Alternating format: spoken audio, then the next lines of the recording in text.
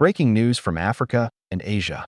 The world's eyes are on Ethiopia and India after the signing of a multi-billion-dollar diamond deal that's shaking global trade networks to their core. For decades, the global diamond industry has been dominated by Western corporations, from London to Antwerp, who dictated prices, access, and policy.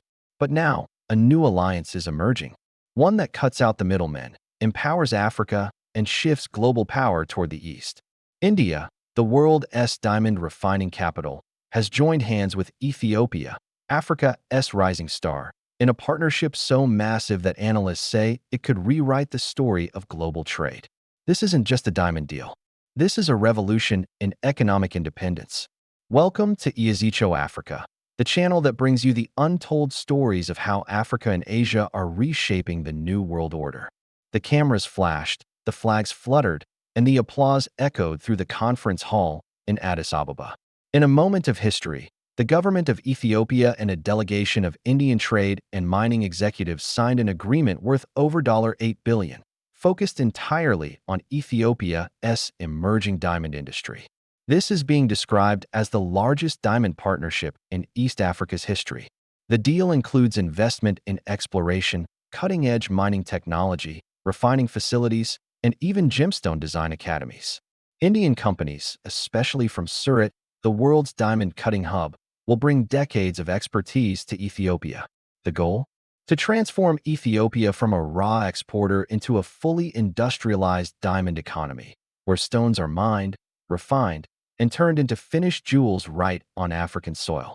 Ethiopia's prime minister, during the signing, declared, "This partnership is not just about trade, it's about trust, technology, and transformation. Africa must rise by adding value to what it owns." Ethiopia's geography tells a story millions of years old: volcanic formations, ancient river systems, and mineral-rich highlands. Beneath this terrain lie kimberlite pipes, geological structures that often hold diamonds. Until recently, Ethiopia's diamond potential was mostly theoretical. But new surveys, conducted jointly by Indian and Ethiopian experts, revealed something extraordinary. Large diamond-bearing areas were confirmed in Oromia, Benishangul Gumuz, and southern nations regions. The discovery sparked interest from global mining giants. Western firms wanted in, but Ethiopia declined many of those offers, determined to find a partner who wouldn't just extract but empower. India fit that vision perfectly. Both nations share deep historical connections, trade across the Indian Ocean, cultural exchanges, and shared struggles for independence. For Ethiopia, India wasn't just another investor. It was a brother in development, a partner that understood what it meant to rise from colonial shadows. India's city of Surat processes over 90% of the world's diamonds. Every glittering gem you see on the market, whether in New York, Paris, or Dubai, has likely passed through the hands of Indian craftsmen. But Surat's billion-dollar industry depends heavily on raw stones imported from abroad, mainly Africa. By partnering directly with Ethiopia, India secures an independent, reliable source of diamonds without Western intermediaries. At the same time, it strengthens its footprint in Africa's mineral economy, something Western analysts are calling a strategic masterstroke. It's not just business, it's geopolitics through gems. Under the new agreement, India will invest in exploration and extraction technology, build refining and polishing centers in Ethiopia, set up training programs for Ethiopian youth in gemology, and establish a joint trading board for transparent pricing and exports. The Ethiopian side will provide land, infrastructure, and regulatory incentives for seamless operations. The emphasis is clear: no more exporting rough stones for pennies while buying finished diamonds for thousands. This time, Africa keeps the wealth within its borders. Experts say this deal could add $5 to $7 billion annually to Ethiopia's economy within a decade. Job creation will explode, from miners to jewelers, traders, designers, and logistics providers. More than 120,000 direct jobs and 300,000 indirect jobs are expected. Ethiopia's universities are also joining in, adding new programs in gemology, metallurgy, and mineral economics to prepare the next generation of African experts. Meanwhile, India's diamond industry will gain a new frontier for investment, reducing costs, increasing output, and strengthening its role as the world's undisputed diamond leader. This is how partnerships should look: mutual growth, not exploitation. The West didn't expect this. For over a century, Western mining giants controlled diamond trade through monopolies like De Beers. African countries mined the stones, but the real profits went elsewhere. Now, India and Ethiopia have flipped the table. Western analysts are calling this a strategic shock. Major European markets, including Antwerp and London, are worried about losing their dominance in diamond supply chains. Some media outlets have gone as far as calling it the end of Western diamond supremacy. This is more than economics, it's symbolism. For decades, Africa was told it needed Western management to benefit from its resources.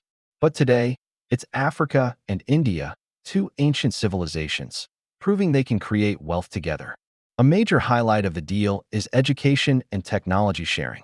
India will establish the Ethiopia-India Diamond Institute, EDI, in Addis Ababa, modeled after the world-famous institutes in Surat and Mumbai. This facility will train Ethiopians in diamond grading, laser cutting, jewelry design, and blockchain-based diamond traceability. The goal is not just to mine diamonds, but to master the entire value chain. This kind of skill transfer is what Africa has long needed: partnerships that build capacity, not dependence. Across the continent, leaders are paying attention. From Ghana to Tanzania, governments are reviewing how they negotiate resource deals. India's partnership model, respectful, transparent, and inclusive, is becoming the new template for Africa-Asia collaboration. The deal proves that Africa doesn't need aid, it needs fair trade. And Ethiopia's boldness has inspired others. As one African commentator wrote, Ethiopia has broken the chain of colonial economics. The West mined our wealth. India helps us refine it. This isn't India's first move in Africa, far from it. India has financed gold refineries in Rwanda, built railways in Kenya and Ethiopia, invested in pharmaceutical hubs in Nigeria, and provided education scholarships across the continent. Now, with the Ethiopian diamond deal, India has effectively anchored its presence in East Africa's mineral economy. Unlike the West, India doesn't come with political conditions. Its approach is based on mutual benefit, trade instead of aid, empowerment instead of extraction. It's a quiet revolution in diplomacy, and Africa is embracing it. Diamonds are more than just stones. They represent endurance, clarity, and timeless strength. And in this deal, they symbolize the rebirth of fair global partnership. For India, it's proof that innovation and trust can reshape global trade. For Ethiopia, it's a statement of independence, a declaration that Africa will no longer be defined by poverty, but by potential. As one Ethiopian journalist wrote, the same stones once stolen under colonialism now fund African schools, jobs, and industries. That is true justice. The diamond deal isn't just economic, it's deeply geopolitical. By securing new supply chains through Ethiopia, India strengthens its influence in East Africa, right at the crossroads of the Red Sea and Horn of Africa. This gives India strategic access to key trade routes while offering Ethiopia a stable partner amid growing competition between global powers. For the first time, African nations can play both sides, building balanced relationships with Asia while protecting their sovereignty. And make no mistake, the world is watching. From Washington to Brussels, policymakers are now discussing how to respond to the India-Ethiopia alliance. But this time, Africa isn't waiting for approval. Construction of the first Ethiopia-India Diamond Park has already begun near Benishangul Gumuz. It will feature cutting and polishing centers, a jewelry manufacturing hub, export terminals, and housing for thousands of workers. Once complete, it's expected to be the largest diamond processing zone in East Africa. Local women and youth will be trained as artisans, creating handcrafted jewelry that blends African design with Indian craftsmanship, a cultural fusion that could redefine luxury branding. Imagine, made in Africa, crafted with India, a new symbol of global cooperation. In rural Ethiopian villages, the mood is optimistic. Farmers who once struggled with drought now see opportunity as diamond projects bring jobs, roads, and electricity. One young Ethiopian trainee in the pilot program said, "We are not exporting stones anymore. We are exporting skills, beauty, and pride." In India, too, diamond workers in Surat see this as a blessing. a chance to secure long-term raw material supplies and open new markets across Africa. The partnership benefits both nations' people, not just governments or corporations. Western outlets are scrambling to interpret the move.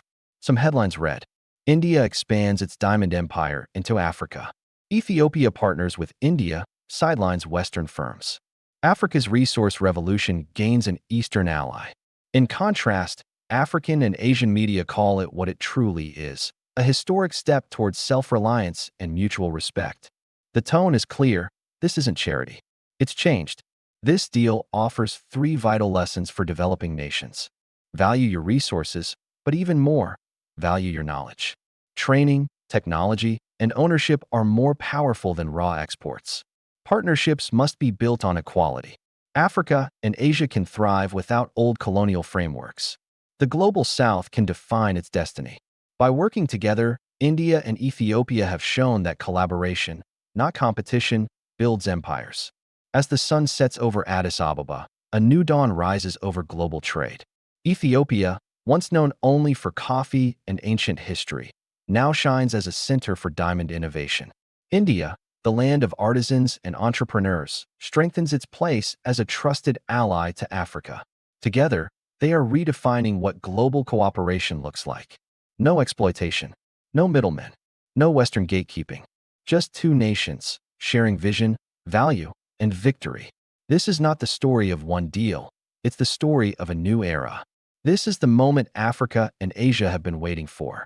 The day when the diamonds beneath African soil finally shine for African people. Thank you for watching Geopolitical Africa, where we tell the stories that mainstream media ignores. Stories of hope, progress, and partnership. Don't forget to like, share, and subscribe to join our growing community across Africa and beyond. Because the world is changing, and here, we don't just report it, we celebrate it.